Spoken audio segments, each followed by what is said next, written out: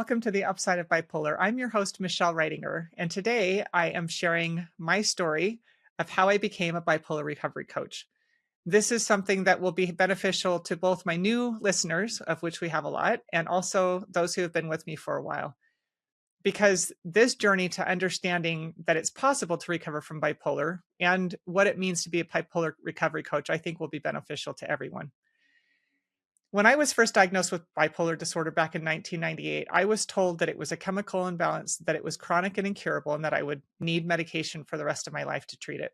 And I had no reason to disbelieve what I was being told. I was with a psychiatrist who had been to medical school, and I trusted that what he was saying was true.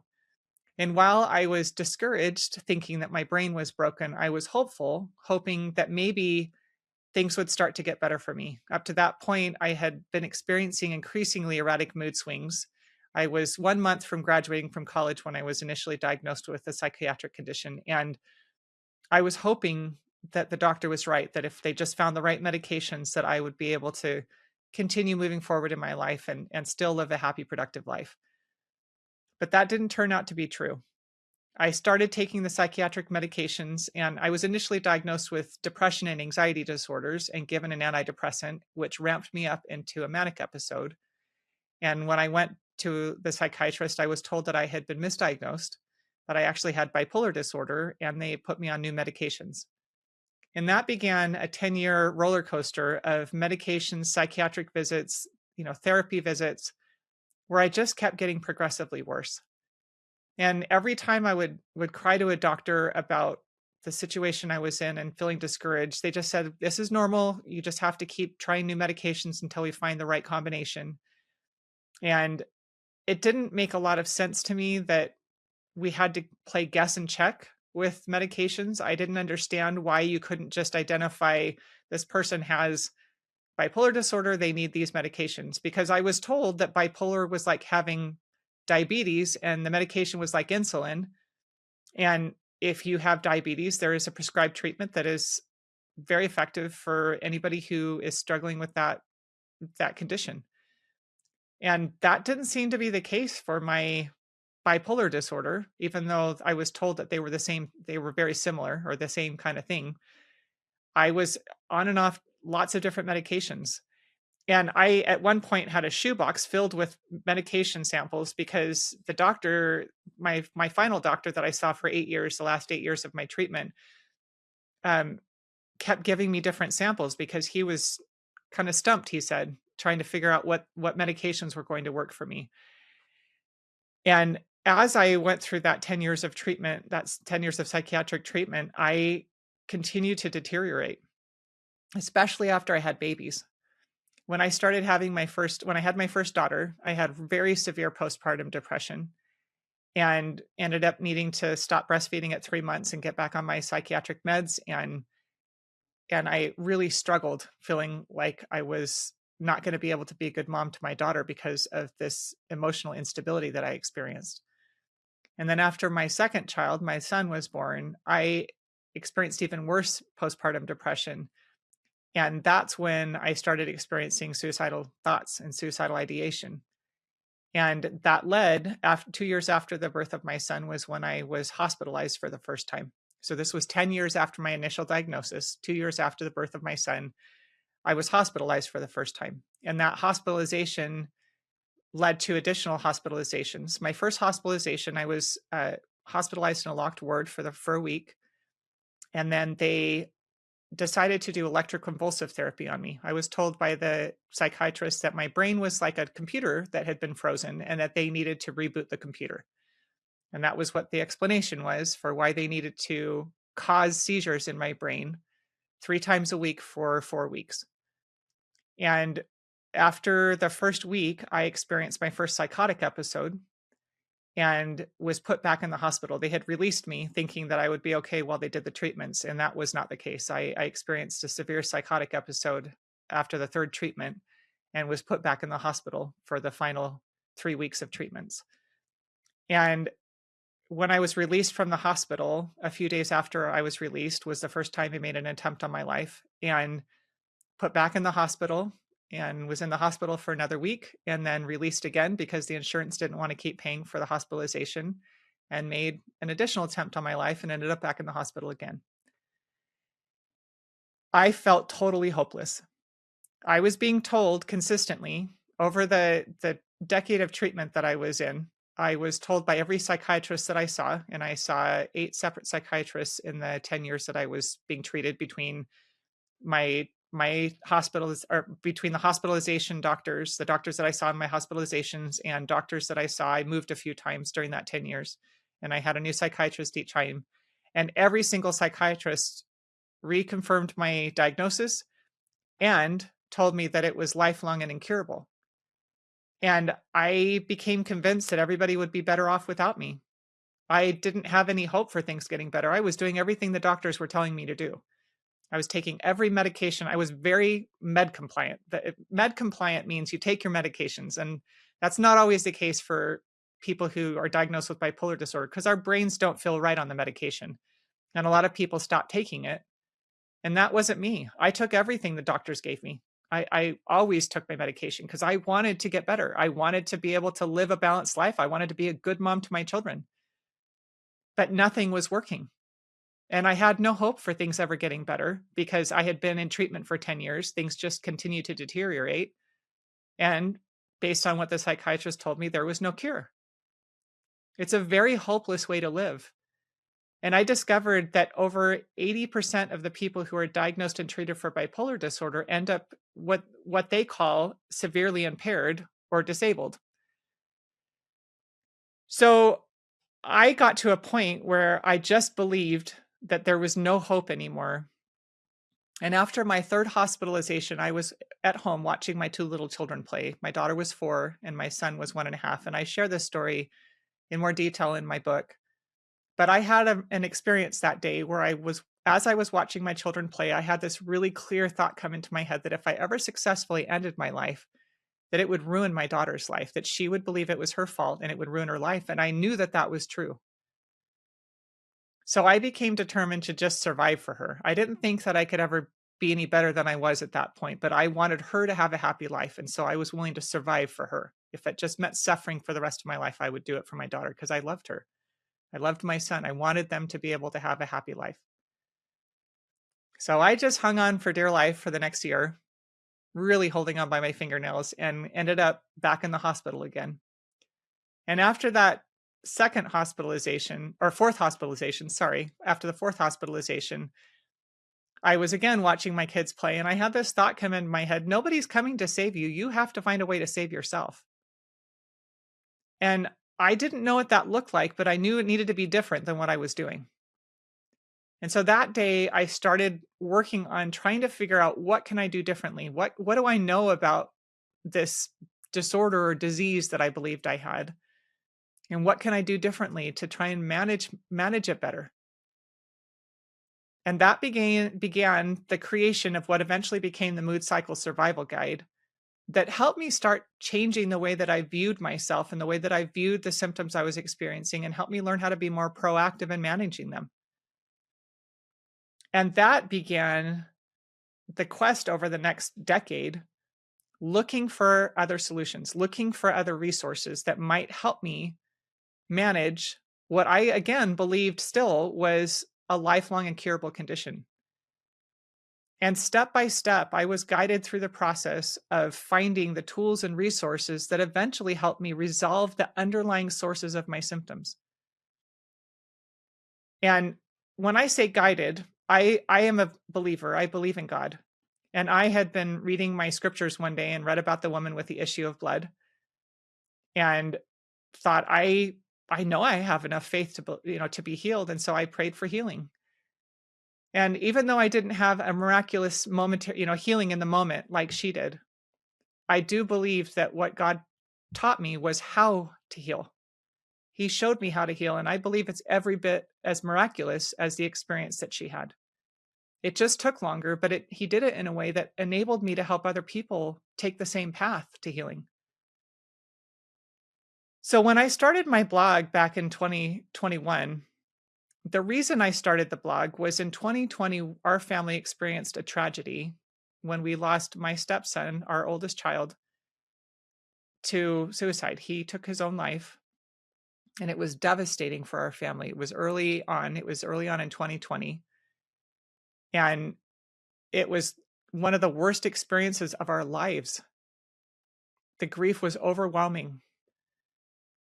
And over that next several months, as we grieved the loss of our child and went through the very natural experiences of guilt and questioning and all of the horrible things that go along with losing a loved one that way, I had this realization one day that I was still functioning. I was experiencing natural grief from the experience. It's natural to grieve. It's natural to feel, all of the anger and the guilt and the even depression. But I was still able to take care of myself. I was still able to take care of and support my husband at the time in his grief and my children in their grief. And I was on a run one day about 9 months after this occurred and had this realization that I was okay. And I thought, why am I not ending up in the hospital? If I have this lifelong incurable condition, how is it that I'm still able to function and take care of myself and support my family through their grief? And that's when I started looking for more answers. I started doing more research. And that's when I started my blog, because I thought, I need to share what I've learned. I don't know how I was able to survive this, but I want to share what I've learned so that I can help other people who are struggling with mental health challenges so that they can become more resilient. I thought I'd just become more resilient. But as I started my blog and as I started my podcast and started sharing the things that I learned, I started discovering more resources and books and research that started helping me uncover the fact that I had been misled about what my diagnosis actually meant. And I've shared before on here, I have an episode that I can link in the show notes. The red pill moment for me was when I read Anatomy of an Epidemic by Robert Whitaker. And I actually had the honor of interviewing him on my podcast. I think it was like episode 20, around there. I have an interview with him. But his research and his exposure of the psychiatric system and the psychiatric history helped me to recognize that I had been misled about what a bipolar diagnosis actually meant. What I was told at the beginning about bipolar being a chemical imbalance, about it being incurable and lifelong, was none of it was true. I didn't know that the chemical imbalance theory had been debunked even before I was diagnosed. And yet, even today, that theory persists. People still insist that bipolar is a chemical imbalance, even though it's been completely debunked. It was a theory in the first place, and they kept trying to prove it.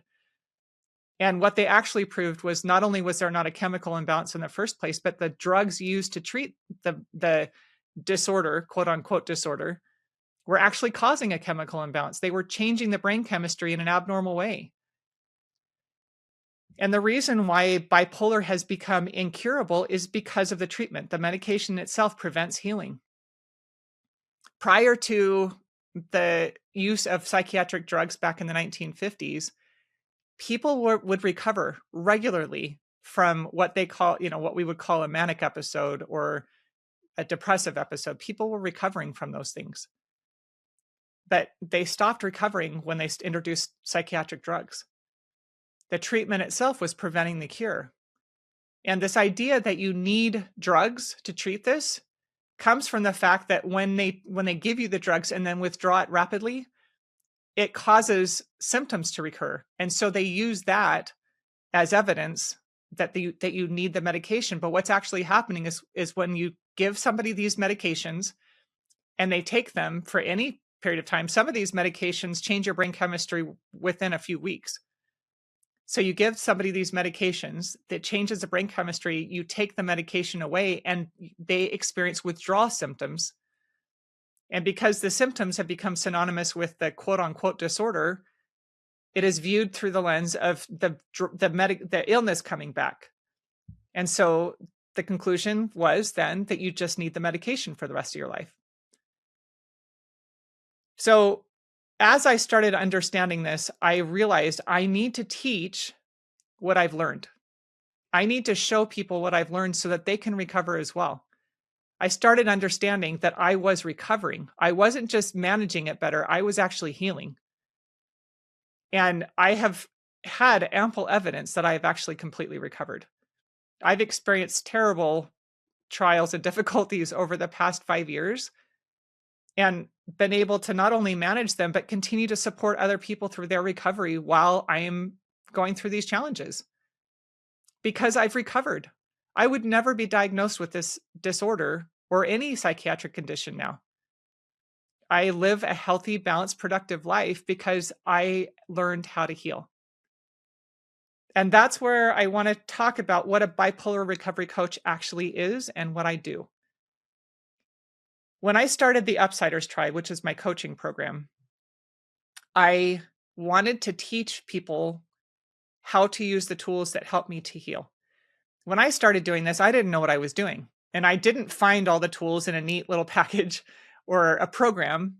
I just discovered them one at a time. The first thing was the mood cycle survival guide that I developed for myself because as I mentioned, watching my kids play, nobody was coming to save me. I had to find a way to save myself. And so I started developing this mood cycle survival guide that helped me be proactive in identifying what I needed and what my symptoms were and who could help me and how to have healthy boundaries around that help so I didn't ruin relationships when I needed help. It helped me learn how to get back into a healthy, balanced mental state. And so that was the first step. And the second one was getting off the medications. It's so important to give your brain what it needs to function in a healthy way and stop interfering with normal brain function. Yes, these symptoms are very scary sometimes, especially manic symptoms and psychosis can be very distressing. And I think that's why it's such a relief to be told that you have a disorder that needs drugs to fix, because we are so conditioned in our society to believe that medication is the answer to everything, that we want to believe that these really severe symptoms can be treated and managed with medication. It would be a relief to have a pill that you take and everything goes back to normal.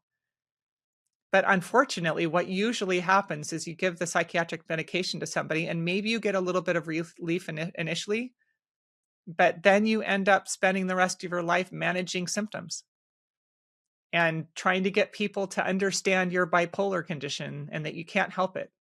You become a victim to the disease. Part of being a bipolar recovery coach requires me to help people understand what they're actually dealing with.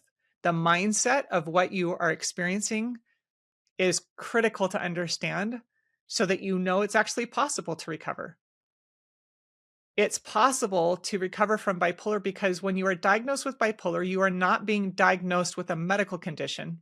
The underlying condition that causes your symptoms has not been identified. I've said this lots of times, and so for anybody who's listened to my podcast, you've heard this over and over again. But this would be similar to somebody who is running a high fever persistently, going to the doctor and being told that they have fever disorder. You are not being given an explanation, you are being given an observation. They are observing a cluster of symptoms and giving it a name, but it is not answering why you have the symptoms. So one of the first things that I do with people is help them understand that what you are experiencing are serious symptoms that are causing major disruption in your life, but we need to find out what is causing the symptoms.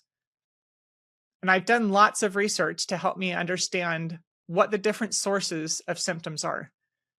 And there are primary sources that are most common that everybody that I've spoken to so far, everybody that I've helped in my program, people that I've talked to, outside of the program, have at least 2 or 3 of these sources. The most common sources of symptoms are micronutrient insufficiency. So our brain is not getting what it needs to function in a healthy way. It is very common, and it can cause other things besides bipolar symptoms. It can cause depression, anxiety, even OCD. It can cause psychosis. The 4 main building blocks that your brain needs to produce neurotransmitters are vitamins, minerals, omega-3s, and sorry, I'm losing one of them right now, amino acids. And if you are not getting sufficient levels of any of those, your brain isn't going to function in a healthy way and it will get sick and you will experience symptoms. And so, one of the most common sources of symptoms is micronutrient insufficiency. Your brain is just not getting what it needs to function in a healthy way. And unfortunately, one of the next most common, well, I shouldn't say the next most common, but another common source of symptoms is actually the psychiatric medications. Often people, over 60% of the people who are diagnosed with bipolar were initially diagnosed with depression or anxiety and given a psychiatric drug to treat that, and that psychiatric drug caused manic symptoms. And then you were told not that the drug caused the symptoms, but you were told that it actually revealed you had been misdiagnosed and that you actually have bipolar disorder. And that isn't true. I think that the doctors believe it because that's what they're told by the drug companies. But what actually is happening is called iatrogenic harm. Your brain chemistry was changed by the drug and it caused the symptoms that they are then using to diagnose you with a different disorder. So if you can help your brain safely withdraw from the medication and heal using micronutrition, you can resolve those sources of symptoms. And this leads to another common source of symptoms, which is drug use. Marijuana is a huge trigger for psychosis now. And instead of people recognizing that the brain has been disrupted and damaged by the use of this drug, people are being diagnosed with bipolar disorder. And unfortunately, what I often hear from people is that it caused bipolar disorder. It didn't cause bipolar disorder. It caused you to have symptoms that are then used to justify a diagnosis of bipolar disorder. But it's not causing bipolar disorder because bipolar disorder isn't an explanation. It doesn't explain, it's not a disease. It is not a brain condition. It is just a cluster of symptoms. And you can help your brain heal using micronutrition. Another underlying source of it is very common is untreated trauma. When people have trauma and it doesn't get resolved, it can lead to symptoms of, emotional dysregulation, mental dysregulation that can lead to symptoms of depression, anxiety, and even mania and psychosis. And so going to talk therapy won't resolve that. So a lot of times people will be in therapy for years and even decades and never get to the source of the trauma. But one of the things that I discovered is it is possible to resolve this source of symptoms if you understand how to use therapy proactively and effectively. And then we've got other, sometimes people have other medical conditions that will get diagnosed with a psychiatric disorder. For example, if somebody has a thyroid condition, hypothyroidism, it can cause depression. And you can get diagnosed with depression, put on psychiatric drugs, and that can then trigger psychosis or mania. And then you get diagnosed with bipolar disorder. This is a problem that we have with the diagnosis system in the first place, with the psychiatric diagnosis system, because it ends people's curiosity into what the source of their symptoms actually is. So one of the main jobs that I have as a bipolar recovery coach is helping people actually understand what their symptoms are. No, bipolar disorder is not an explanation. It is not a life sentence. You don't have to live with it for the rest of your life. It's possible to identify the source of your symptoms and then treat the source and resolve the symptoms, which leads to the program itself. The program that I created is a research-based program using the research-based tools that help me to recover and have helped other people recover from their bipolar symptoms, because we identify what are the sources of your symptoms and then learn how to apply the research-based tools that help them to recover. So we want to make sure, as you go through the program, and this is based on the 7 steps in my book. So I wrote a book back in that was published back in 2024. It was an #1 international bestseller that outlines the 7 steps to recovery from bipolar. And it's an integrated program because not everybody has the same sources. But there are common tools that you can use to help yourself recover. And so the program that I wrote, the Upsiders Tribe program, first and foremost has these modules that are designed to help take people through the 7 steps in the book and teach them how to use these tools in their own life, teach them how to develop these tools and apply them as they look for the sources of their symptoms and want to resolve them. It teaches them how to use these tools to recover. One of the other pieces of the program is support. And there's 2 types of support that you get in the program. The first is one-on-one support.